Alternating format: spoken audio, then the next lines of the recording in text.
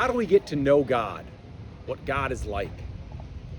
When we try to do it on our own, we can run into all sorts of problems. We could try to compare God to something, or maybe try to look for clues of what God is like around us. For example, we might look for clues in nature of what God is like. And that can get us so far. Nature is beautiful, but it can also be horrible and scary and dark. Just take a couple minutes and watch the National Geographic or the Weather Channel and see.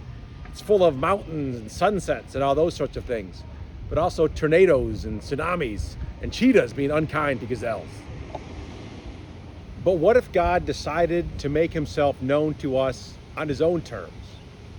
Remember, that's what the first commandment, the first word was all about.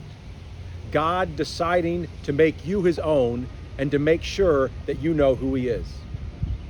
What we call the Apostles' Creed is all about that. It's the summary of who God is and who he is for us. The Apostles' Creed is the summary of what God has told us about himself in the Bible, about who he is. And well, what does it say?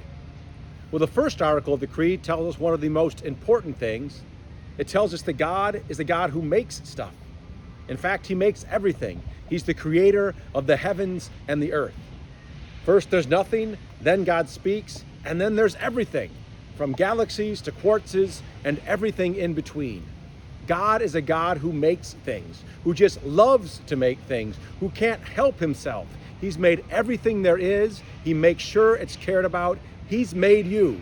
He loved to make you, and he loves you no matter what.